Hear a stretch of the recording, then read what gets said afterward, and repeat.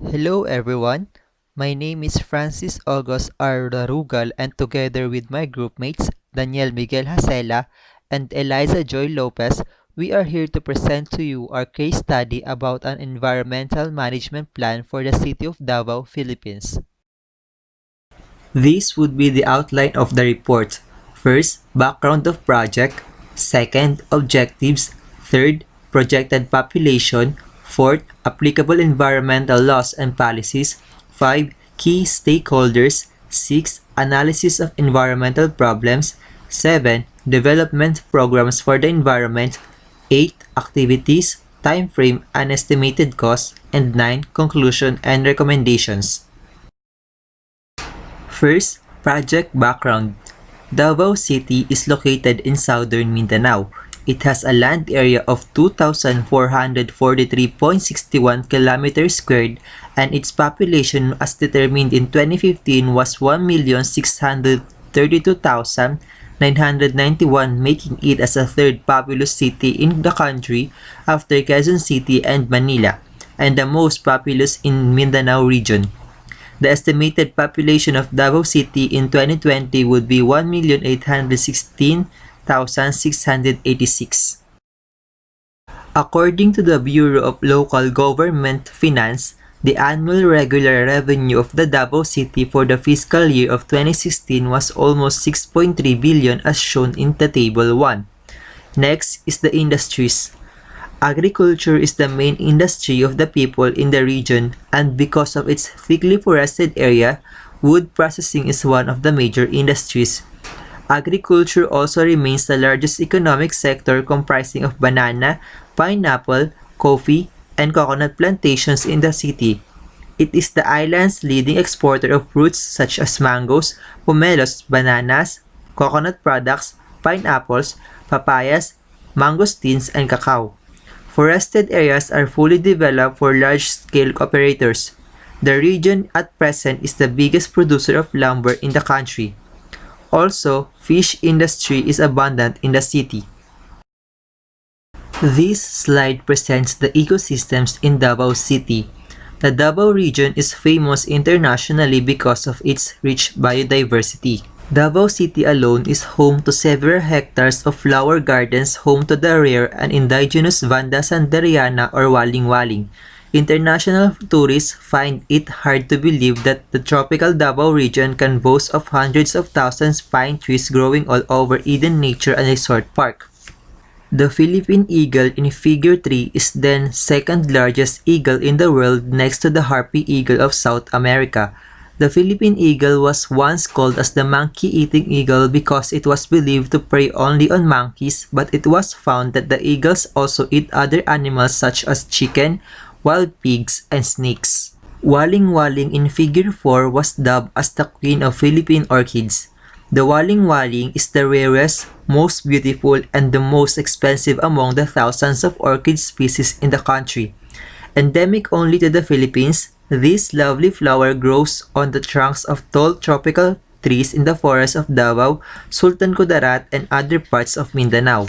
Davao City is also known for the crocodile farming park and the location of the Mount Apo Natural Park, which is the highest mountain in the country. Other bodies of water located in the area is the Davao River. Next is the environmental quality status. Davao City has been recognized as among the cleanest cities in the country. However, the city encounters big problems when it comes to garbage generation. The amount of waste exceeds the capacity of the sanitary landfill. At 2016, the level reached more than 900,000 ton level, exceeding the capacity of between 700,000 to 800,000 tons. Some of the trash are being illegally disposed in canals or in some coastal barangay, where being exposed to the community. Problem on excessive number of plastics causes various environmental issues such as clogging on drainage that further results in massive flooding. Other trash is assumed to be buried or burned. This poor solid waste management results in an unpleasant and often unsafe environment to live or work in. In addition, piles of refuse can be a fire hazard. Figure 7 summarizes the pollution assessment in Davao City at 2020. This table shows a list of groups of disease where solid waste management plays a role in transmission. Health status in the city is at risk because of improper solid waste which can accumulate to bodies of water that may cause harm to the residents. And solid waste is often contaminated with human or animal excreta. As drainage systems are frequently used for defecation, the solid waste that accumulates in the system is often contaminated and is a health risk for those exposed. The general objective of this case study is to develop a solid waste management plan to reduce health and environmental risk caused by increasing volume of solid waste by 2050. The specific objectives are improve the planning or implementation of proper solid waste management in Davao City, increase the number of households with proper solid waste management, develop an effective solid waste management plan to mitigate the increasing volume of solid waste, determining the adequacy of the solid waste management plan in reducing health and environmental risks, and introduce a solid waste management plan to barangays and to concerned sectors of the local government unit. The projected population by 2050 is 2,918,856 using the equation shown in the slide. These law and policies are all about solid waste management which are applicable for this case study. First is the Republic Act 1903, second, DAO 2019-21 or the Guidelines Governing Waste-to-Energy Facilities for the Integrated Management of Municipal Solid Waste, which is more elaborated in the next slides, and third, City Ordinance Number 0361-10 or the Davao's No Segregation, No Collection policy. Listed below are the agencies that have a stake on the environmental management plan. Number 1 is the DENR. The DENR shall oversee the implementation of solid waste management plans and prescribe policies to achieve the objectives of the Republic Act 1903. Number 2 is the National Ecology Center and Regional Ecology Centers. The group is primarily responsible for the implementation and enforcement of the provisions of this act within their respective jurisdictions, specifically on training and education, database, national recycling network, and making models. Third is the Barangay Solid Waste Management Committee. The barangay level SWM committee shall encourage, conduct segregation and collection of solid waste for biodegradable, compostable, and reusable waste. Fourth is the City SWM Board.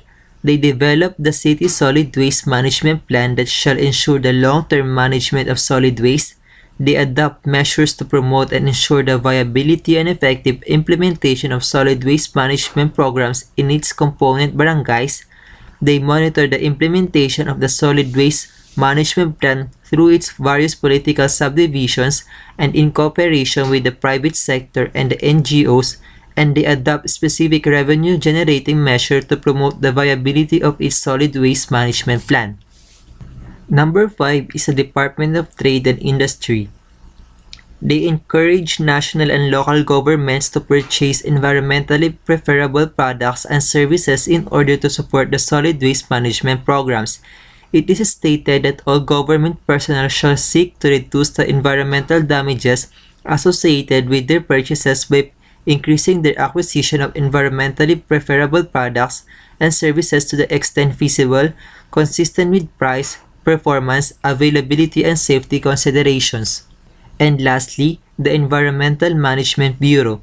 The Bureau shall provide advisory technical assistance in setting up of the local solid waste management boards.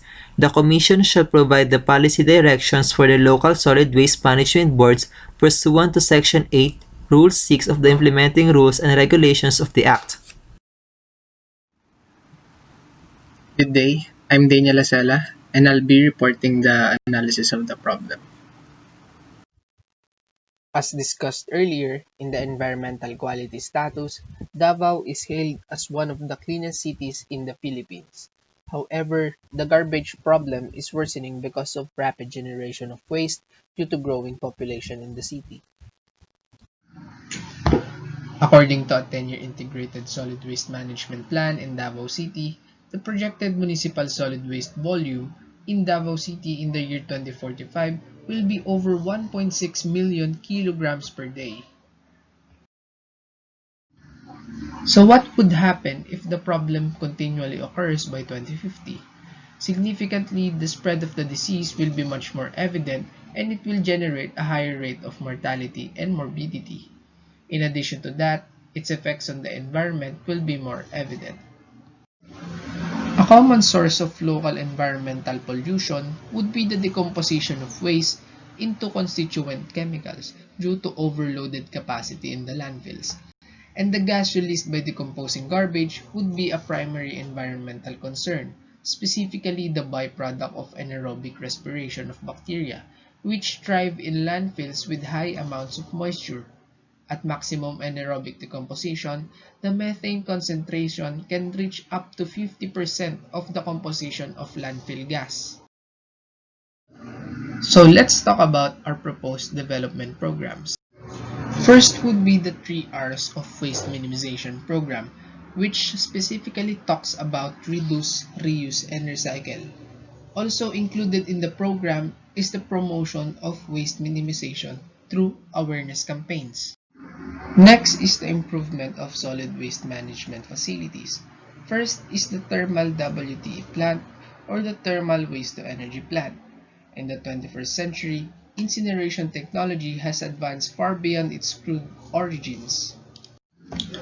The reasons why many countries are using incineration technology is because it is far more efficient in the use of space and it eliminates groundwater contamination, which normally occurs every time precipitation falls on landfills. It is also capable of energy recovery due to its waste to energy technology. And also, one of the significant improvements of incineration is its lower carbon footprints over landfills. Second in the solid waste management facilities is a sanitary landfill. Sanitary landfill are sites where waste is isolated from the environment until it is safe. In high-income countries, the level of isolation achieved may be high, however, such an expensive high level of isolation may not be technically necessary to protect public health. Third is a materials recovery facility, or an MRF. It is sometimes called a materials reclamation facility or materials recycling facility. It is a plant that separates and prepares single-stream recycling materials to be sold to end buyers. Lastly is the Waste Eco Park. As a waste management complex, a waste eco park is recommended. It consists not only of those 3 waste management facilities, but also waste-related functions open to the public. After improving solid waste management facilities is an awareness campaign. Raising awareness about municipal solid waste management is an essential component of effective waste management. It is important for key stakeholders to be aware of a city's waste management activities and have a strong understanding of the benefits of proper solid waste management. Although many challenges arise when raising awareness about solid waste, a variety of communication techniques can be used to address them. Lastly, in the development programs is an adaptation of zero waste, like in Kamikatsu, Japan. What zero means in this town is that there is no such thing as throwing something in the trash, and everything must get recycled. 45 categories of recyclables include aluminum cans, steel cans, spray cans, metal cups, clothes, wooden products, fluorescent lights, and etc.